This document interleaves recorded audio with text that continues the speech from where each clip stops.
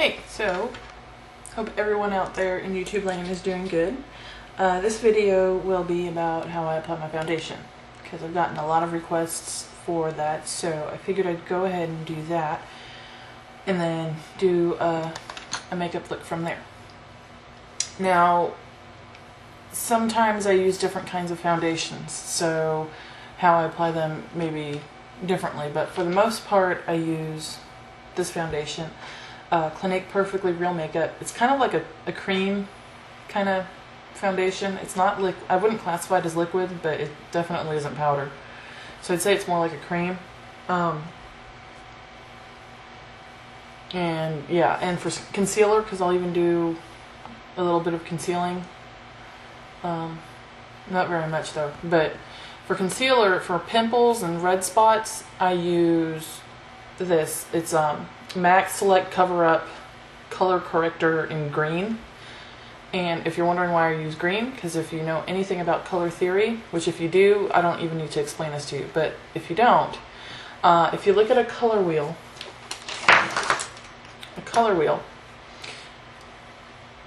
pimples are typically red, and what you want to do is you want to cover up the red, so you have to find a color that's complementary to red. And typically your complementary colors are on the exact opposite side of the color wheel. So you have red over here, and if you look at the exact opposite side, it's green. So if you put green over something red, it'll cover it up. It'll, basically cancel out the red. Which is also too why when I cover up dark circles, I use a peach concealer. Because dark circles under your eyes, they typically tend to have a purple hue to them. So if you see, you have violet or blue violet over on this side, and the colors that are opposite from there are orange and yellow orange. So yeah, you don't want to get like a concealer that's just a shade or two lighter, because then all you're doing is taking the dark circle and turning it green, kind of, sort of, if that makes sense, yeah. And if you have okay, I'll tell you one thing. Okay, when it comes to peach concealer, look up Eve Pearl here on YouTube, and she has a video up about concealing dark circles, and she explains it perfectly for why you should have a peach color instead of some other weird color or whatever. I don't know, but I don't have a lot of red spots, so I'm not going to be using the green one, but I will be using the peach one just to kind of cover this up a little bit and make it more even. What I use for my concealer is this big old long paintbrush that I got from Michael's. It's a white nylon Filbert cut. Filbert refers to the type of brush, or the type, the shape of the brush head, whatever. It's a white nylon Filbert brush number 4 from Loew Cornell. And I, got this because of Encore Makeup and his wonderful video, which is still like one of my favorites, about comparing matte brushes to paint brushes. But what I do is I'll take a little bit of this and I'll put it on the back of my hand. Ooh, that's too much. But I put it on the back of my hand. If you're looking for this on the MAC site, maccosmetics.com, don't bother. It's a MAC Pro item. So what you can do is you can call the MAC Pro line phone number. If you go to maccpro.com, it'll be on there. And you can order it through there. So you're not completely, SOL if you don't have a Mac Pro card or a Mac Pro store near you. But okay, going back to what I was talking about. I take the concealer, put it on the back of my hand, get a little bit on my brush, and then I just kind of dab underneath my eye, and then just basically try to blend it out. Now this will look much, much more lighter than my actual skin tone, but by the time I put on the foundation and blend it out, it'll be okay, and you won't notice it. Anytime before you put on your foundation, you always want to moisturize. At least 10 to 15 minutes before you start to apply your makeup, because in that way it gives your skin a chance to actually take on the moisturizer and let it soak into your skin a little bit. But there, as you can see, it already looks much brighter over here than it does under here. And you don't really see this bag that's used to be over here. But I take my brush, I just kind of blend it out, get it all evened out, and then I take my finger, and then right along where the line ended, I just kind of soften it so it's not such a harsh line from where my concealer starts and ends. Whenever you're doing anything around your eye area, you always want to try and be as gentle as possible too, because your eye area is very sensitive, your skin is, and a lot of tugging and pulling that can actually aid the whole aging process. And I don't know a lot of you, or I don't really know a lot of people, period, that always want to look older, so yeah. I don't know, when I start to show my age, I think I'll probably handle it very gracefully, but I still won't enjoy it very much. But there you can already see the difference in my eyes. Always, it looks much brighter underneath here than it does here. Alright, so now we have both eyes covered, and even though I have a couple of red spots down here, I'll just go ahead and try and cover them up. I don't know if the camera's picking it up though, that's why I wasn't going to bother, but I figure I'll just go ahead and still conceal them anyways, and then that way you guys can see how I cover up blemishes. I take the green concealer, which again is a pro product, so when you're on the phone ordering the peach one, order the green one too, if you want it. Sephora.com, they also, I think, have a green concealer, so I mean, you don't need to have a pro card for that. You can just go ahead and go and buy it on there if you want to do that too. I don't know how, good it works, but I mean, Sephora is a good brand anyway, so I don't really think you're going to go wrong with it. Again, I put a little green dot on the back. Not too much because you can kind of see it right there. There's two little spots. I use the same brush. However, I just barely get the brush into it because the spots are small. You don't want to have a big old green spot because anywhere where you don't have red, the green will show up through your foundation unless you use your foundation to blend it in really well. So what I do, I don't even know if it'll pick it up, but I have it just right on the tip there, barely even anything on it.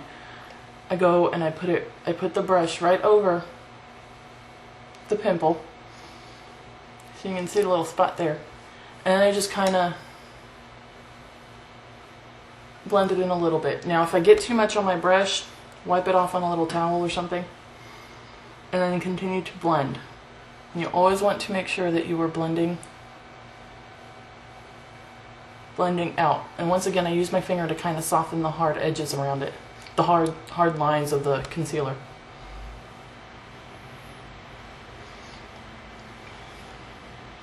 See, you can see a little white spot, I think, where it used to be, but it's right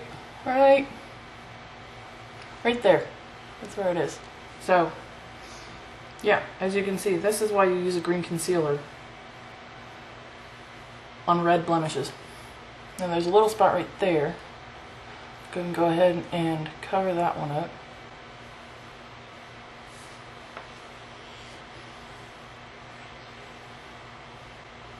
I'm trying to keep this finger there so that way you guys can see where it is all the time as it's kind of disappearing.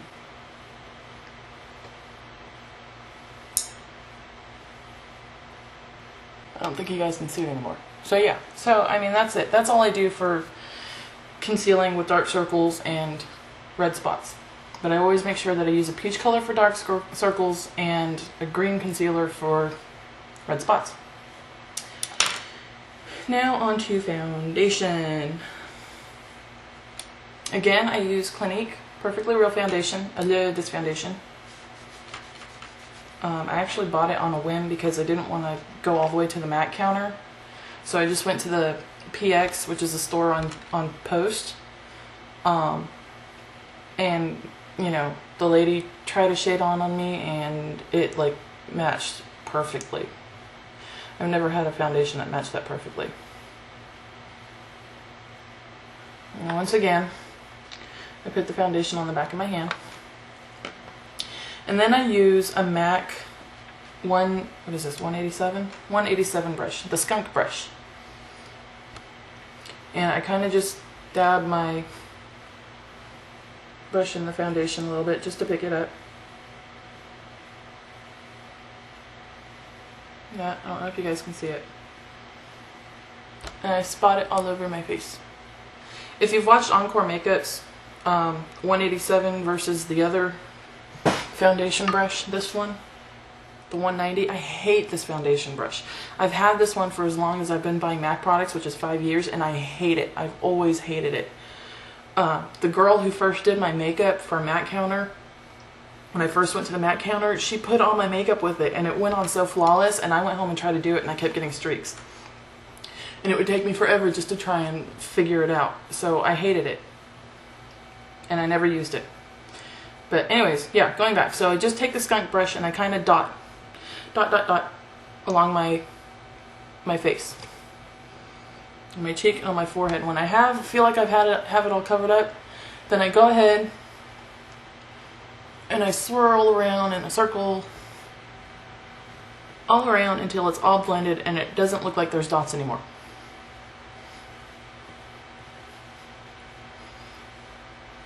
And I always make sure to get up into my hairline, because you don't want to have, you know, a nice balanced face and then you have an obvious line here that shows that you're wearing makeup. If you're going for an absolute natural look, you know, you're not going to look very natural when you have two-tone skin up by your hairline and, you know, the rest of your face all is the same. And even down along here too, you want to, you know, try and you don't have to go all the way down your neck unless, you know, you're one of those people that really likes to. I know there's some people that do. That's just a waste of makeup for me, because if you have to do that, you obviously don't have the right foundation color. Or maybe you want to conceal something on your neck, I don't know. But I mean, if you're concealing something on your neck, then you're concealing something on your neck. That's not a big deal.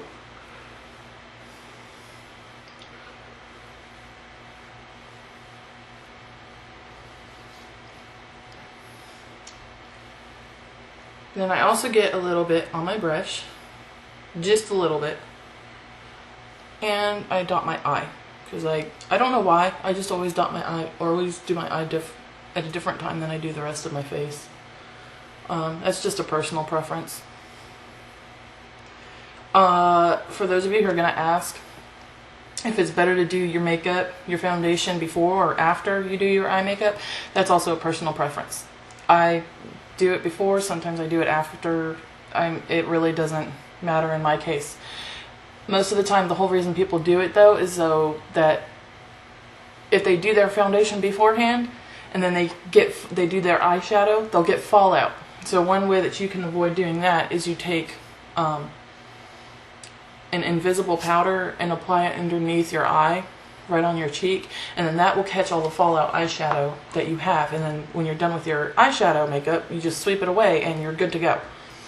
You can still do your eye makeup before and then do your foundation afterwards. I don't really like to do that. I prefer to do my foundation and then my eye makeup, but I mean, that's really just a personal preference. There's no one way that's better or worse. So I mean, test it out, see which one you like, and go from there. Oh, yeah, see, we can see this side has more balance, soft, kind of one tone, and this side still has different tones going on it. So I'm going to go ahead and do this side now. Okay. Last but not least, the last thing you want to do after you've got your foundation on is you want to set your foundation. If you're using a liquid or cream foundation, you want to use a powder to set your foundation. If you use a powder foundation, you know, you're good to go, unless you still want to set it with a powder. Sometimes I do, sometimes I don't when I'm wearing a powder foundation. Again, for me, it's just personal preference if I really feel like I have the coverage or not. And when I use the powder I use to set my foundation, again, it's a MAC Pro product, but you can use any sort of powder. You can get a MAC has a powder on their MAC Cosmetics site that comes in a different shades to fit your skin tone. So get one that matches your skin tone, and you can use that. You know, that'll work still just as good. You can also, or you can, or you can get the powder that I use, which what this is, it's MAC Invisible Set Powder. And what it means by invisible is that even though it's white, see, it's white, it goes on invisible. So there's no tone to it. There's no color, you know, what you see. It's not like what you see is what you get. I won't get a white face, but, you know, it'll blend in. That's what I'm trying to say.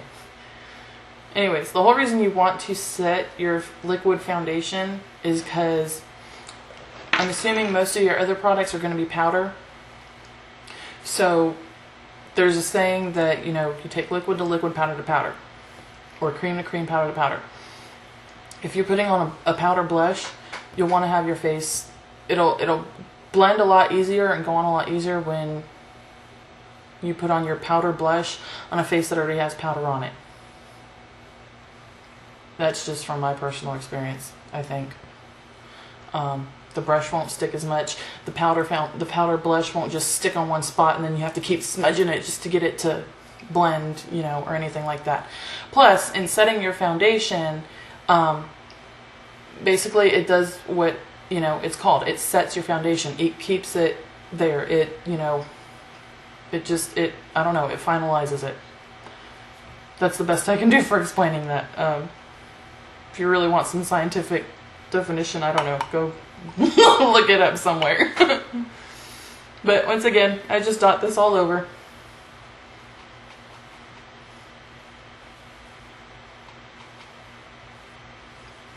And then just kind of blend it in.